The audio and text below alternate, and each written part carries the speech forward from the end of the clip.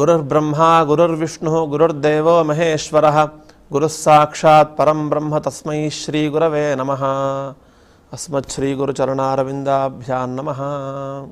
అక్రుద్ధస్య యోత్స్యమానస్య క్రుద్ధస్యేవ లోహినీ హేమతశ్చక్షుషీ విద్యాత్ అక్షణయోః క్షిపణోరివ.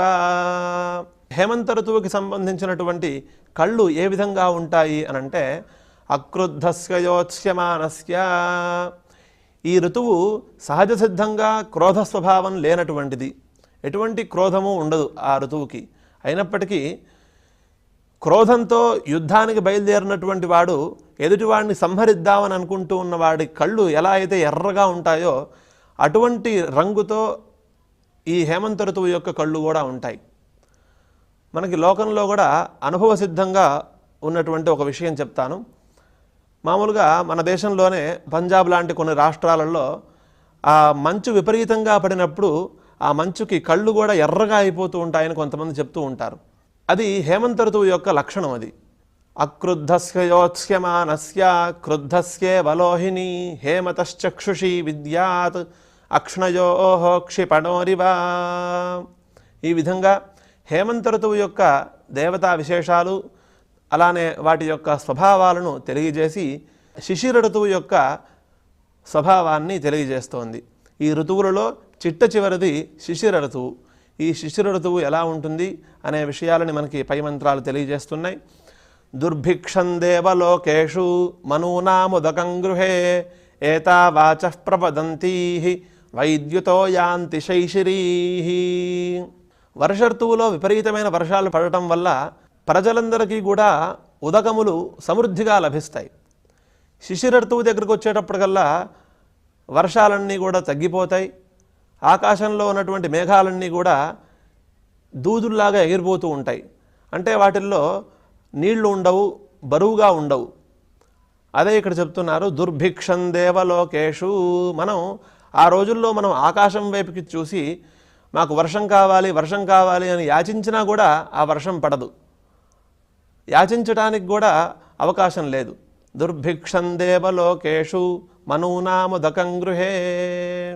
వర్ష ఋతువులో వర్షాలు పడటం వల్ల లభించినటువంటి ఉదకాలు శిశిర ఋతువు దాకా అక్కడక్కడ ఉంటూ ఉంటాయి. అంతేగాని సమృద్ధిగా ఈ శిశిర ఋతువులో లభించవు. ఎక్కడ పడితే అక్కడ చెరువుల్లో కాలువల్లో లభించినట్లుగా ఈ శిశిర ఋతువులో లభించవు. ఒకవేళ మనకి ఏదైనా నీళ్లు కావాలన్నా కూడా బావుల్లో నుంచి తోడుకోవాలి. ఆ బావుల్లో కూడా చాలా తక్కువగా నీళ్లు ఉంటాయి. కాబట్టి శిశిర ఋతువులో మనకి ఉదకములు లభించటం చాలా తక్కువగా లభిస్తూ ఉంటాయి. ఏతా వాచః ప్రవదంతీ వైద్యుతో యాంతి శైశిరీః. ఈ విధంగా శిశిర ఋతువులో నీటి కొరత ఎక్కువగా కనబడుతూ ఉంటుంది. ఆ నీళ్లు లేక ఎంతోమంది ఇబ్బంది పడుతూ మాకు కావలసినటువంటి నీరు లభించట్లేదు, మేము జీవించలేకపోతున్నాము అని ఈ విధంగా వాళ్ళు దైన్యాన్ని వాళ్ళు కనబరుస్తూ ఉంటారు. దైన్యంతో కూడినటువంటి మాటలన్నీ కూడా మాట్లాడుతూ ఉంటారు. ఇటువంటి మాటలు ఏ ఋతువులో అయితే వినబడుతూ ఉంటాయో ఆ ఋతువు శిశిర ఋతువుగా మీరు గుర్తించండి. ఏతా వాచః ప్రవదంతీ వైద్యుతో యాంతి శైశిరీః. ఈ విధమైనటువంటి మాటలతో మాట్లాడుకుంటూ సంతాపయుక్తులై, అంటే నీరు లభించకపోవడం వల్ల ఎంతో బాధతో ఎంతో తాపానికి గురయ్యి ఈ విధంగా మాట్లాడుకుంటూ జనాలందరూ కూడా మార్గమధ్యంలో నడుస్తూ వెళుతూ ఉంటారు. వైద్యుతో యాంతి శైశిరీః. అటువంటి బాధతత్త హృదయాలతో నడుచుకుంటూ వెళుతున్నటువంటి ఆ ప్రజలందరినీ కూడా అగ్నిదేవుడు చూసి అయ్యో అని తన యొక్క బాధని కనబరుస్తాడు. తా అగ్నిః పవమానా అన్వై ఈక్షత ఇహ జీవికామ పరిపశ్యన్ తస్యైషా భవతి. అయ్యో, భూలోకంలో ఉన్నటువంటి మానవులందరూ కూడా నీళ్లు దొరక్క చాలా ఇబ్బంది పడుతున్నారే, వీళ్ళకి గనక నీళ్లు దొరికితే వీళ్ళు సుఖంగా హాయిగా జీవిస్తారు కదా అని ఈ విధంగా ఆలోచిస్తూ అగ్నిదేవుడే స్వయంగా వాయువులని ప్రార్థించినట్లుగా మనకి ఈ మంత్రంలో కనబడుతోంది. ఇహే హవస్వ తపసః మరుతః సూర్యత్వచః శర్మ సప్రథా ఆవృణే.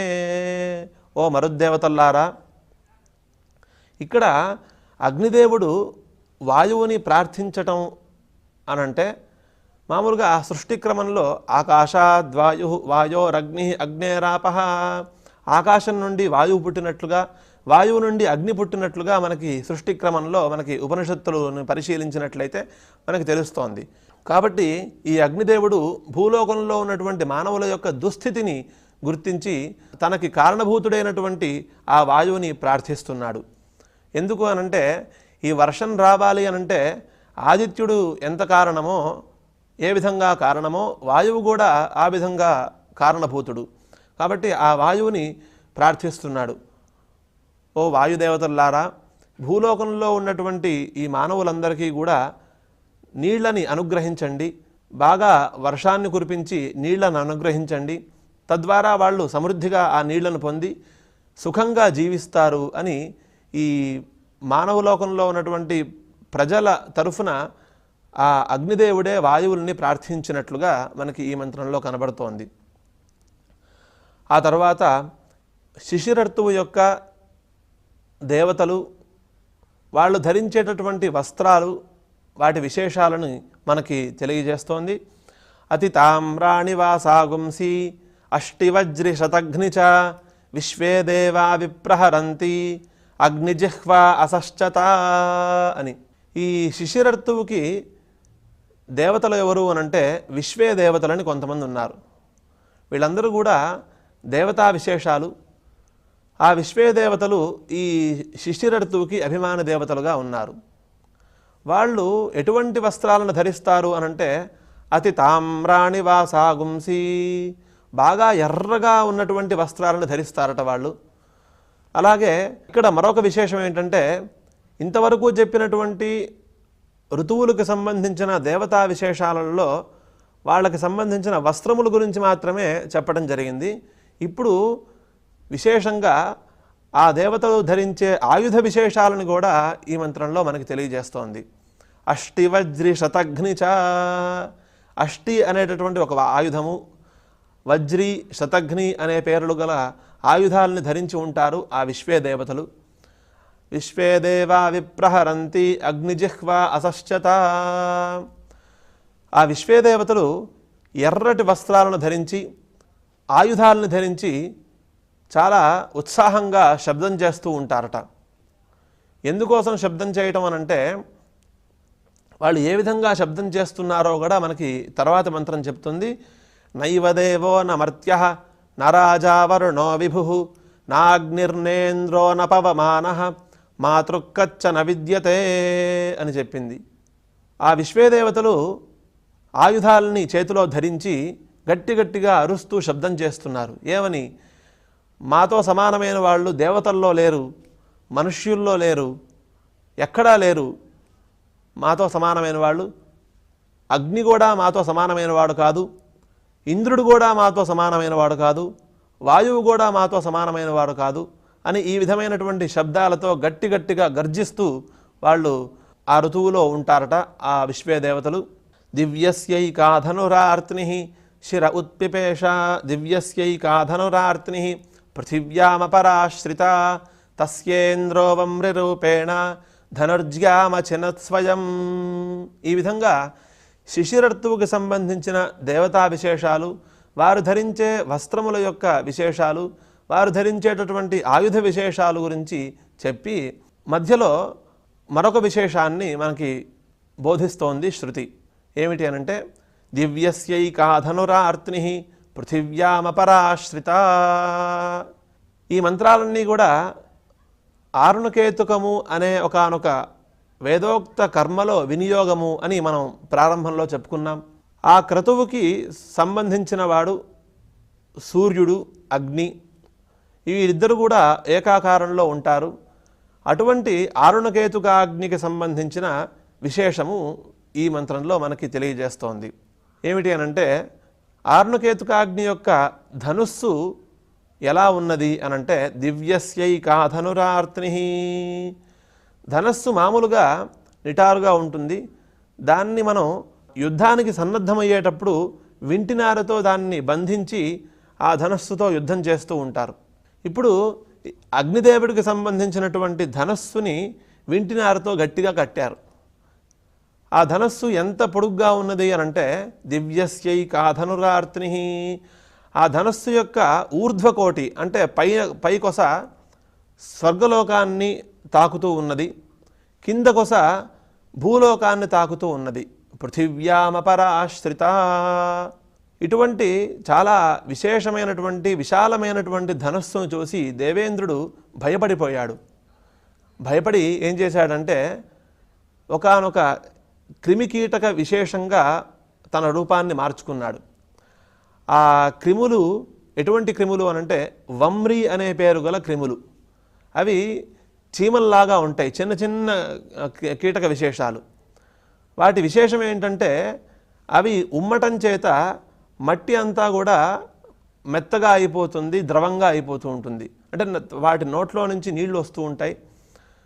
తద్వారా ఈ మట్టి పొడిగా ఉన్న మట్టి కాస్త మెత్తగా ముద్దగా అయిపోతూ ఉంటుంది. అటువంటి క్రిమికీటకాల రూపంలో ఆ దేవేంద్రుడు ఆరుణకేతుకాగ్నికి తెలియకుండా కిందకు వచ్చి ఆ ధనస్సు యొక్క కింద కొసకి సమీపించి నారిత్రాడుని తెంపేశాడు. తెంపేయటంతో ఈ ధనస్సు కాస్త పైకి దేవేంద్రుని చేత ఛేదింపబడినటువంటి ఆ ధనస్సు ఆకాశంలోకి ఎగిరి అలా కనిపిస్తూ ఉన్నది. ఆ ధనస్సుని కొంతమంది ఇంద్రధనస్సు అని అన్నారు. మనకి మామూలుగా వర్షం వచ్చేటప్పుడు బాగా ఉరుములు మెరుపులతో కూడినటువంటి వర్షం వచ్చేటప్పుడు ఆకాశంలో రంగురంగులమయంగా ఒక ధనస్సు ఆకారంలో మనకి కనిపిస్తుంది. దాన్ని ఇంద్రధనస్సు అని మనం అంటాం. అదేవిధంగా దేవేంద్రుని చేత ఛేదింపబడింది కాబట్టి ఆ ధనస్సుని ఇంద్రధనస్సు అన్నారు. కానీ వాస్తవానికి అది ఆరుణకేతుకాగ్నికి సంబంధించిన ధనస్సుగా మనకి ఇక్కడ తెలియబడుతోంది. అలాగే ఏతదేవ సంయోర్బారహస్పత్యస్య. బృహస్పతి అనగా దేవతల్లో గురువు. బృహస్పతికి దేవగురువు అని పేరు. ఆ బృహస్పతి యొక్క కుమారుడు శంయువు. ఆ శంయువుకు సంబంధించినటువంటి ధనస్సు కూడా ఇదే విధంగా ఉంటుంది అని చెప్తోంది. ఏతదేవ సంయోర్బారహస్పత్యస్య ఏతద్రుద్రస్య ధనుః. ఇదే ధనస్సు రుద్రుడికి సంబంధించినదిగా కూడా ఉన్నది. ఇక్కడ రుద్రశబ్దం చేత అగ్ని అని మనం అర్థం చెప్పుకోవాలి. ఎలాగంటే రుద్రో వా ఏషయదగ్ని అని మనకి మరొక మంత్రం మనకు చెప్తోంది. ఈ యజ్ఞయాగాది క్రతువులలో కనిపించేటటువంటి ఆహవనీయాగ్ని ఏదైతే ఉన్నదో ఇదే రుద్రస్వరూపము అని మనకి శృతి వ్యాఖ్యానించింది.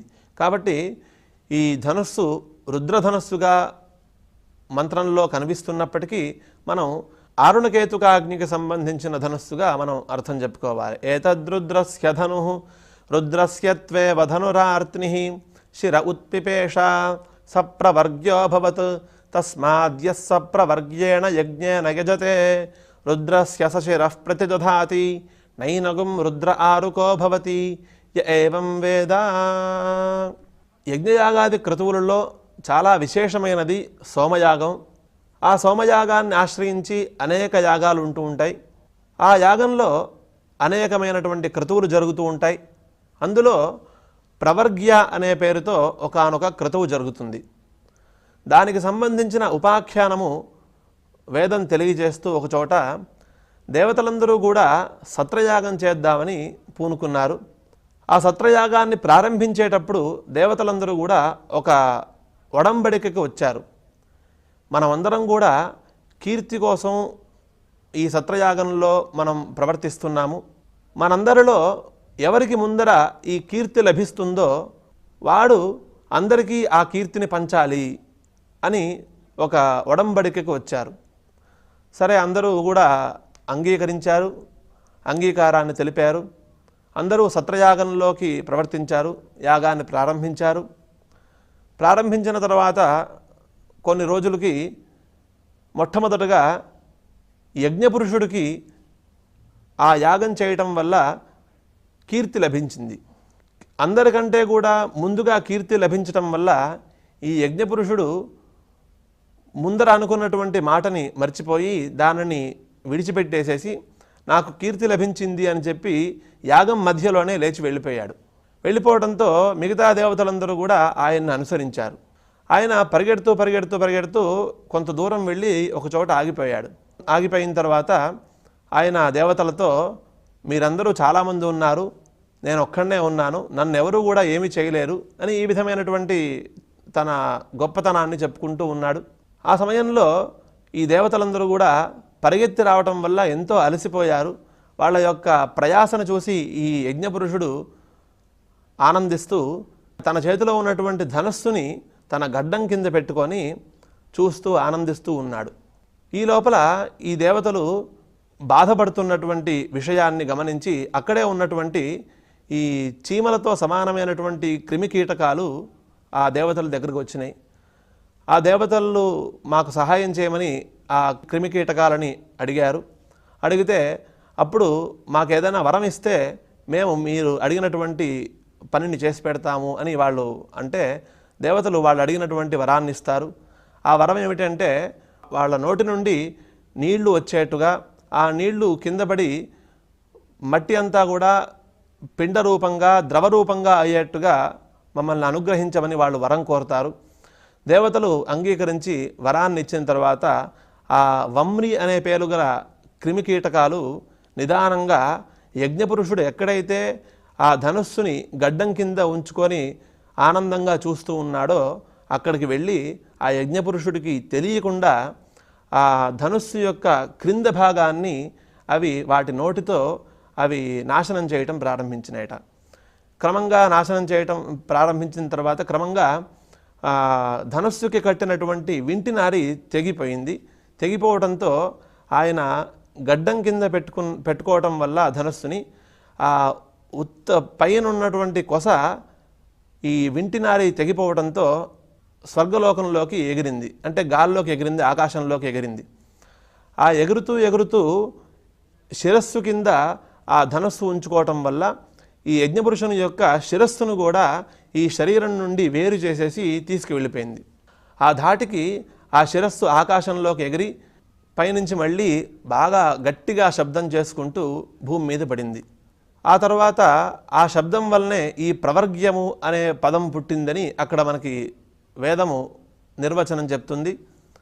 ఆ తర్వాత దేవతలందరూ కూడా యజ్ఞపురుషుణ్ణి ఆ శిరస్సు యజ్ఞపురుషుని యొక్క శరీరము రెండూ కలపటం కోసం ఈ ప్రవర్గ్యానుష్ఠానాన్ని చేశారు అని ఒక ఉపాఖ్యానం మనకి అక్కడ కనిపిస్తోంది. అలానే ఇక్కడ రుద్రుని యొక్క శిరస్సు ఆకాశంలోకి ఎగిరి కింద పడింది. తద్వారా అది ప్రవర్గ్యము అనే పేరు గల ఒకానొక క్రతువుగా మారింది. ఈ విధంగా ప్రవర్గ్యంతో కూడినటువంటి యజ్ఞాన్ని ఎవడైతే అనుష్ఠిస్తాడో సప్రవర్గ్యేణ యజ్ఞేన యజతే రుద్రస్య శిరః ప్రతిదధాతి, వాడు యజ్ఞపురుషుని యొక్క శిరస్సుని అతికించిన వాడవుతాడు. అంటే శిరస్సు వేరుగా శరీరం వేరుగా ఉన్నటువంటి యజ్ఞపురుషుని యొక్క శరీరాన్ని కలిపిన వాడవుతాడు ఈ ప్రవర్గ్యానుష్ఠానం చేయటం వల్ల. నైనగుం రుద్ర ఆరుకో భవతి ఏవం వేద, ఈ విధమైనటువంటి విజ్ఞానాన్ని ఎవడైతే తెలుసుకుంటాడో, ఈ విధమైనటువంటి విషయాన్ని తెలుసుకోవటం వల్ల రుద్రుని వల్ల మనకి కలిగేటటువంటి ఇబ్బందులు ఆ తెలుసుకున్నటువంటి విజ్ఞానికి కలగకుండా ఉంటాయి, అంటే అపమృత్యువు లేకుండా ఉంటుంది. అలానే ఇక్కడ అగ్నే రుద్రుడుగా చెప్పారు కాబట్టి అగ్ని ప్రమాదాలు సంభవించకుండా ఉంటాయి. ఈ ఫలము జ్ఞానం యొక్క ఫలంగా మనకు తెలుస్తోంది. ఈ విధంగా శిశిరర్తువు యొక్క స్వభావాన్ని తెలియజేస్తూ శృతి మధ్యలో అగ్నికి సంబంధించినటువంటి ధనస్సు గురించి అలానే ప్రవర్గ్య గురించి కూడా మనకి చెప్పింది. ఆ తర్వాత మళ్ళీ శిశిరర్తువు యొక్క స్వభావాన్ని మనకి తెలియజేస్తోంది. అత్యూర్ధ్వాక్షోతిరశ్చాత్ శిశిరః ప్రదృశ్యతే నైవ రూపన్నవా సాగుంసి నచక్షుః ప్రతిదృశ్యతే. ఇంకా శిశిరర్తువు యొక్క స్వభావం ఎలా ఉంది అనంటే అత్యూర్ధ్వాక్ష, ఈ శిశిరర్తువుకి సంబంధించిన అభిమాన దేవుడు ఎలా ఉంటాడు అనంటే అత్యూర్ధ్వాక్ష, ఈ కనుబొమ్మలు ఎగురువేసి ఇలా నిలువుగా ఉంచుకొని ఉంటుంది ఆయన యొక్క మొహం. అంటే ఈ శిశిరర్తువులో చలి విపరీతంగా ఉండటం వల్ల ఆ ఋతువులో సంచరించేటటువంటి ప్రజలందరూ కూడా ఆ చలి నుండి రక్షించుకోవడం కోసం ఈ రెండు చేతులతో శరీరాన్ని కప్పుకొని ఈ కనుబొమ్మలను ఎగరేసి నోటితో ఒక రకమైనటువంటి గాలిని వదులుతూ ఉంటారు. ఎందుకు అనంటే వెచ్చతనం కోసం ఈ విధమైనటువంటి పనులన్నీ కూడా చేస్తూ ఉంటారు. అదే ఇక్కడ అత్యూర్ధ్వాక్ష అనే పదం చేత మనకి శృతి చెప్పింది. అలాగే అతిరశ్చాత్ అని ఆ చలికి, విపరీతమైన చలికి ఆ శరీరం అంతా బిగిసిపోవటం వల్ల వాళ్ళ తలకాయని అటు ఇటు తిప్పటానికి కూడా వాళ్ళు అంగీకరించరు. ఎక్కడ మనకి వెచ్చదనం దొరుకుతుందా అక్కడికి వెళ్ళి వెచ్చగా పడుకుందామా అన్నట్టుగా ఆలోచిస్తూ ఉంటారు. శిశిర ప్రదృశ్యతే, ఇటువంటి గుణాలు శిశిర ఋతువులో కనిపిస్తూ ఉంటాయి. అలానే నైవ రూపన్న భాసాగుంసి న చక్షుః ప్రతిదృశ్యతే, ఈ ఋతువులో మానవులందరూ కూడా చలి తీవ్రతకి వాళ్ళు కట్టుకున్నటువంటి వస్త్రముల గురించి కానీ, వాళ్ళ యొక్క శరీర సౌందర్యం గురించి కానీ, రూపం గురించి కానీ ఆలోచించరు వాళ్ళు.